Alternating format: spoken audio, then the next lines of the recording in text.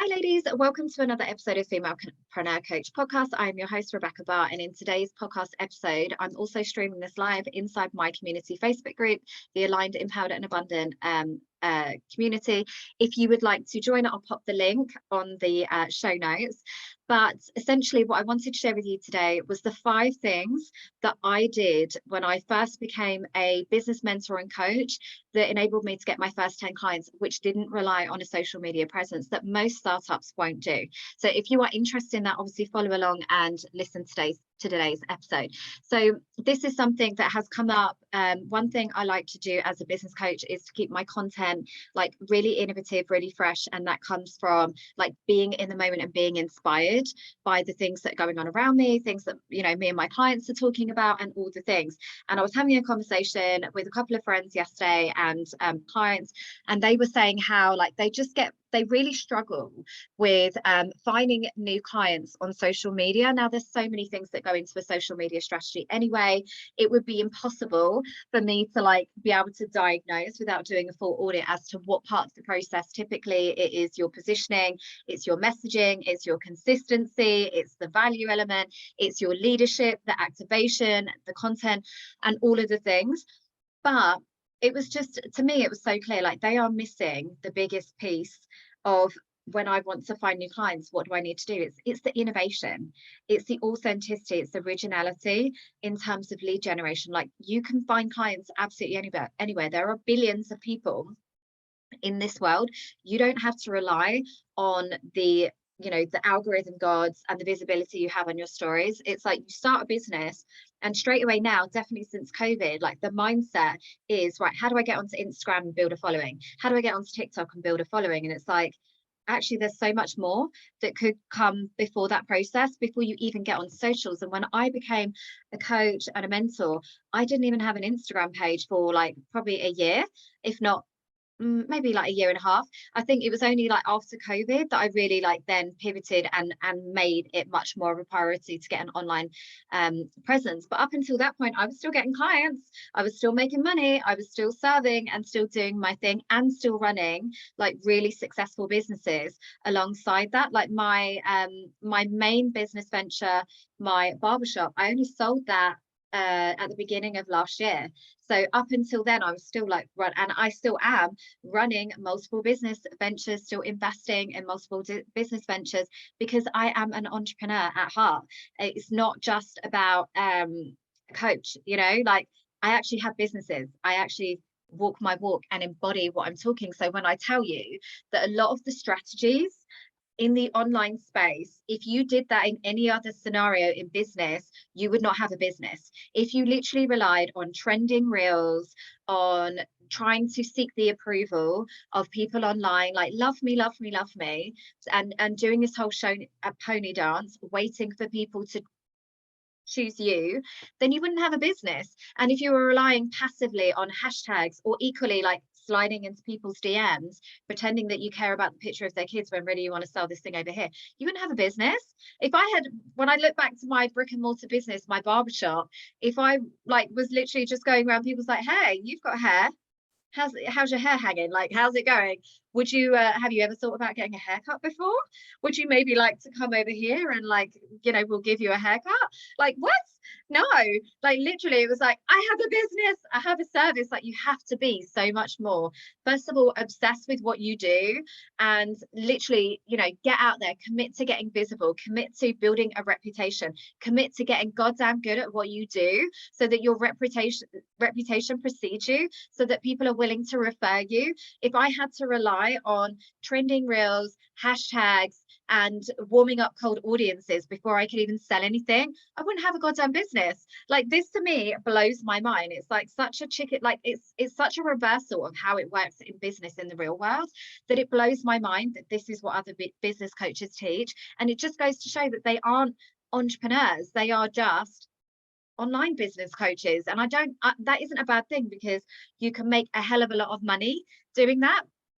But equally, what I have observed in my many years in business, and equally 5 years online as a business coach, is that those coaches have a very short time frame. It's like they have a life cycle that and this was really cemented to me the other day. So this is not me throwing shade, but it is making you problem aware that if you are a business coach that is just following one step process to building a business and then you're regurgitating that to your clients, like your days are numbered, like genuinely, because you're not able to pivot, you're not able to innovate, you're not able to be resourceful, adapt, listen to your clients. Like you don't have that skill set available because you've been taught that this is what you need over here to be successful in business, when reality it's this. It is listening, building a reputation, taking messy inspired action, getting out there, being obsessed with what you do, and being goddamn proactive in bringing people into your business. It's not this over here. You know, all of the carefully created, aesthetically pleasing grids and contents and trending viral reels in the world is amazing, but that has a life cycle. It will be something else beyond that. And that's what I've seen. And I found this really like so interesting. At the beginning of the summer holidays, I did it as a social experiment where essentially I wanted, like, I was just cleaning up my email box. Like, God, if you look at my Hotmail account, honestly, it's just crazy. I've got like thousands of emails in there. And I thought I'm just going to go through and start like over the summer as part of my summer detox, like cleaning off like email addresses. And what came up for me was obviously when I first started coaching, I signed up for all of these free challenges, all of these free lead magnets, all of these free resources. And the amount of coaches that I realized when I was like, because I'd done it like alphabetically by name, hadn't sent out an email in like 2 years. And I was like, that's so weird. I would then go onto their profile. I'm like, I'm curious, where are they? Did I get deactivated from their email list? Oh no, they don't exist anymore. They don't have a business anymore because there was no longevity to what it was that they were teaching, because they didn't have the fundamentals in place before they then decided to have a business, because they were inevitably trying to like shortcut, or maybe listening to the wrong people and trying to build their business in a way that wasn't sustainable and didn't really have any legs or a foundation to it. They were just like, in my mind, influencer business coaches that are just like build an audience, follow, unfollow, like get into the DMs, like, you know, comment on people's stories, like all of those things. It doesn't work. People are more discerning these days. And if that's how you built your business, guess what? You don't have a business, because people are more discerning and they're not going to, you know, free challenges and all the things. Like there's absolutely time to be of service and all the things, but you've got to be more innovative than that. And one of the things that I love to do as a business coach is continually innovate. Even like my latest program, the Millionaire Mindset Mumma, is delivered in such a way that I've not seen anybody else delivering paid programs in that way. And that is from me connecting the dots on things that I'd seen and, you know, always looking for new software and new ways and all the things that nobody else has done yet. And that's what feels really exciting, is that the feedback already has been insane. Like, oh my God, finally something that I can actually finish. Finally, something that doesn't rely on social media groups and notifications that I always miss. Finally, something that doesn't rely on live group coaching programs that always go right through dinner time and bedtime with the kids, or are in the evening when I literally am so exhausted I haven't got time.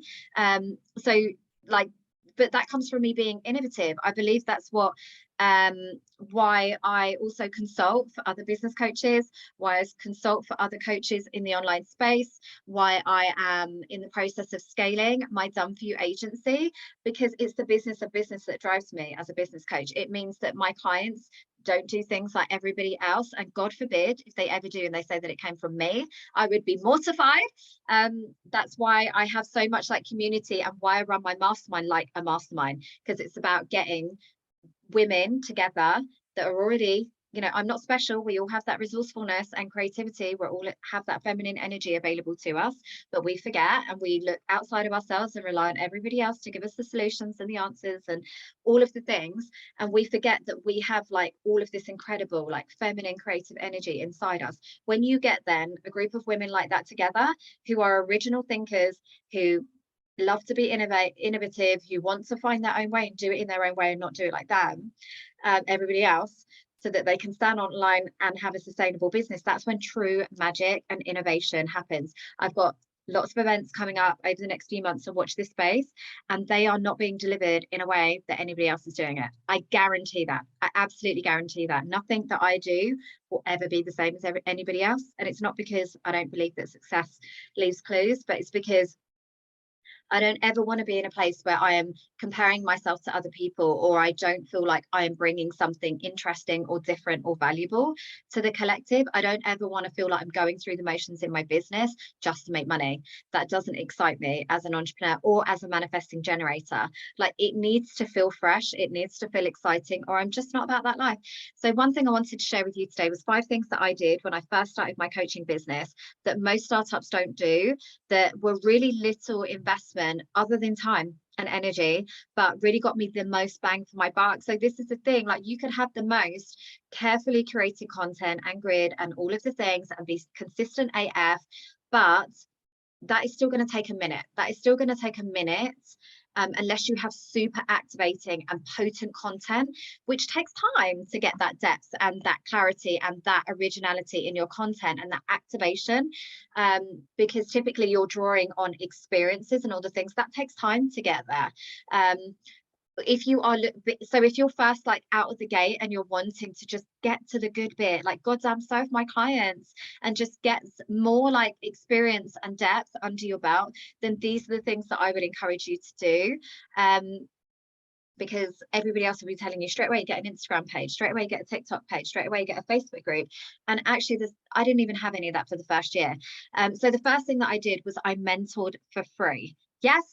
Oh my God, for free, a money mindset coach that tells you to do something for free. Well, yeah, because I wasn't going to insult anybody whilst I'm still figuring things out, and whilst I'm still like finding my way, and whilst I'm really even still deciding if this is what I want to do.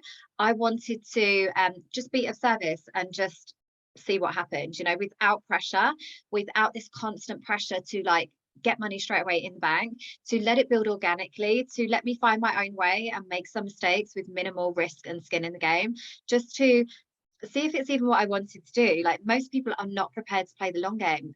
The amount of people that come to me that want to start a business and be at 10K months within 3 months, I'm like, girl, you are not giving yourself the chance of playing, of having fun, of doing it your own way, because you're constantly like frantically looking for, it's got to work, it's got to make money, it's got to, like, you're putting so much pressure on the process.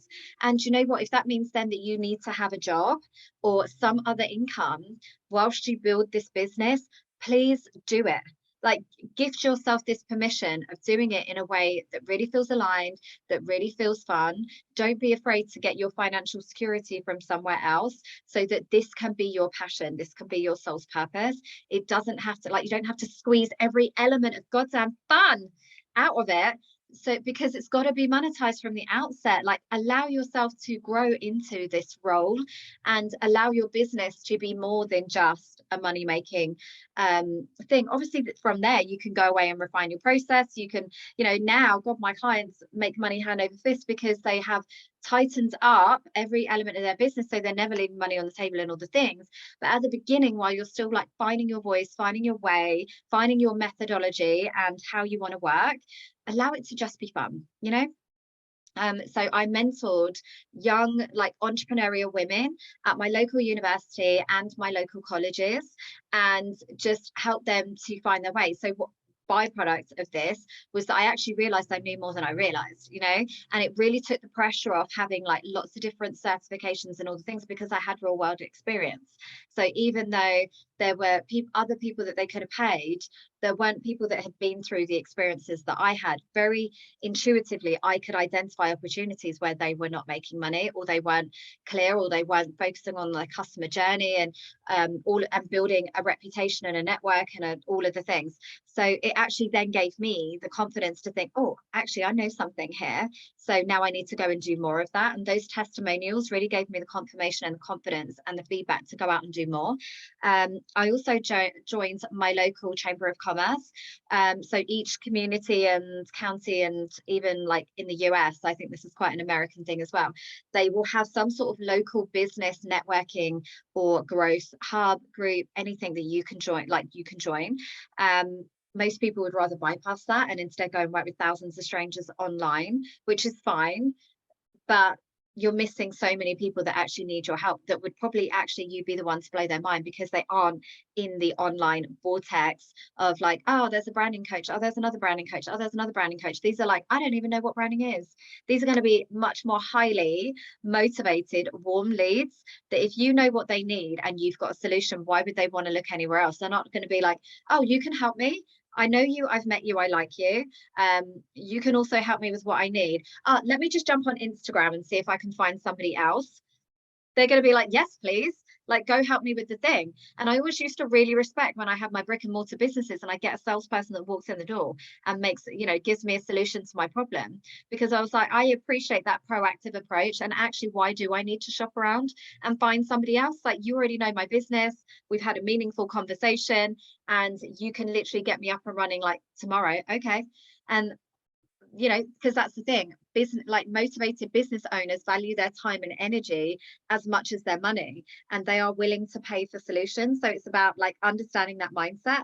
So this also helped me to become a business leader within my community, where then people would ask me to come and, like, I spoke at the local bank, I spoke at local events, I spoke at I was in like the business magazine, and all of the things, like so many opportunities came off the back of people just knowing who I was and what I was doing. And this is going to be a much more meaningful network that you'll then cultivate, rather than your Facebook friends who are used to seeing drunk selfies on the weekend. If this is a new business venture, like, these are actually going to be credible leads and alliances and networks. And also it enabled me to have that impact at a higher level.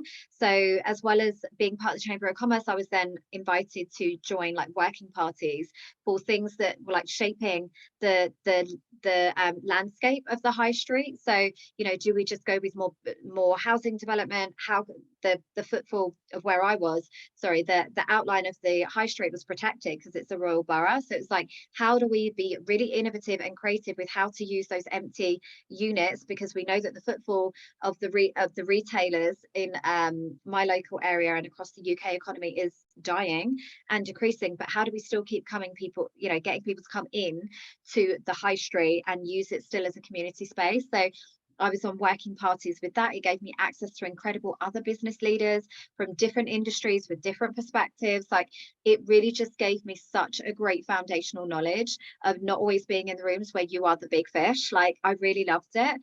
Also activated creative parts of my brain. And I love to get involved to that extent. That's like me as a manifesting generator in my element too. I also then had a say on new developments in the borough, and how to increase tourism and footfall into the high street for local businesses. Again, that gave me that sense of, and I think that's why I talk now about with such audacity and about really wanting women to stand up and be leaders for their respective industries. That's why I have my mastermind and I have cultivated a group of women that are ready for more impact, because actually we feel very, very disempowered. And so, social media, the news will tell us that there's nothing you can do as an individual, but actually you can, through local organizations and communities such as that. And because I've had that firsthand experience where I said a thing and then I go into the high street and I'm like, they did that thing that I said. Like, it made me realize how much power I actually do have as one woman, little old me with 5 kids at home, doing all the things and just coming from a place of service. Like, I have power and so do you. So it's about utilizing that power for good. And then, karma will always come back, and divine law of compensation, like something else will always come back to you. I also spoke for free at local events. So this helped me to work on my craft. And I think you always need to have that commitment when you're starting out in business, and whatever you're going to do, you're going to be good at it. Like, don't insult your audience and your potential clients. Like, spend time and energy like really being good at what you do. Don't just sell them any old crap. Like, there's no longevity in that. The coaches that literally built their businesses like that, I've seen them come and go, and that's probably why they're not on why I'm not on their email list anymore, and why they don't exist, because they had a very short shelf life after COVID, where everybody was super captive. And now the audience, like, people are returning to work, they're not having as much capacity to consume content online and attend all the free things. They are like, you've got to innovate, and if you don't have that, you won't be around and you won't have a business anymore. So yeah, so definitely spoke at local and free events. So this for you could be even like I was just talking on the Facebook group about Meetup, Eventbrite. There'll be other community online spaces as well as physical spaces that you can get involved in and host events. That's going to bring you an entirely different audience to the people that are currently seeing your content on social media, and fresh audiences and probably more motivated audiences. And equally switch up your platforms, like go to LinkedIn instead of Instagram if that's not working for you anymore. If it did for a moment and now it's not, you've got to continually keep moving things like around and moving energy around. I also went to in-person networking events and did my time doing that, building up my black book of dreams. This is why I have a little black book of dreams, and why I always am known so well within the coaching space and within my masterminds as somebody who knows somebody. I always know a guy, and that's because I've always spent the time in getting to know people. I've never seen anybody as competition. It's why I refer so much money to other female-led businesses, because I don't believe in competition, because I believe money is energy. I'm a walking, talking embodiment of my work as a money mindset coach. The amount of money mindset coaches that have really poor money mindset literally blows my mind, because they are like literally hiding. They're like not wanting to collaborate in any way. Money is energy. Like, just because somebody else is successful doesn't mean that you can't also be successful. And actually, I believe in the divine law of compensation, that karma comes back to you eventually anyway. And it's why I've referred over 50k to other female-led businesses in the last like quarter alone. It's probably more. But that feels really good to me, because that just is me being that embodiment of my work and stacking up the good karma in my favor. I also leveraged my current and past network. Now, let's not get it twisted. I don't have a great network in terms of like friendship circles and all the things. Nobody over there, they would come and accept my free haircuts and blow dries and all of the things and jobs in my salon. Did they ever send me clients? Hell no. So not every network is equal, but that for me was a real turning point, where I realized like nobody really gives a shit. Nobody's coming to help me grow my business. Nobody actually cares if I'm successful or not, and nobody is going to go out their way to help me. But at least but it doesn't mean that I didn't leverage like my wider communities on LinkedIn, people at these networking events, and really made a conscious effort that I needed to build up my network. So don't be afraid to ask people and just tell them what you're doing. Network marketers are really good at this, like just utilizing their current network but also growing new audiences. So again, like if you've got, and you might think I don't have a network, well, hopefully you've got better friends than I did, but you could go to your WhatsApp groups, you could go to your mum groups, Facebook groups, your people that are on your own existing socials, people that you've worked with previously, any clients that you have worked with them. Just tell them what you're doing and ask them if they know anybody that might be interested. Like, it literally is as simple as that. And equally, just being super vocal and behind what it is that you're selling, your obsession and your passion will really sell it to those that are somewhat curious, leaning in, leaning out, and all of the things. So don't be afraid to refer to like old school, like getting out there methods of just being more visible, and not being afraid to hide behind what it is that you're doing, being apologetic in the fact that I want to help people. Do you know anyone that needs any help? Do you know anybody that needs any help? So hopefully those 5 things will help just kind of plant some seeds of awareness as to how you can then translate that to your business and your local area and your local community, so that you can just get yourself out the gate, get those testimonials, start to master your craft, build your reputation, build your online presence as you go, and all of the things, and just get you to doing the damn thing. So I hope that you've liked this episode. Let me know what's resonated with you and what hasn't, or equally, if you've got any questions as to how you could then translate that to your business, join my Facebook group, so you can pop that in the comments, or equally on YouTube or Apple, pop it in the comments in the show notes as well. As always, I am here to help as many female business owners make really good money so that they have sustainable businesses, and this is my jam. So yeah, let me be of service, let me help you. Make sure you like and subscribe, refer it on to anybody that you think would benefit from today's episode. Maybe they're feeling stuck and they're really fed up with socials. This is a great way to get out of that rut and to think bigger, and not give Mark Zuckerberg all of the power in your business. And I hope you have an incredible day.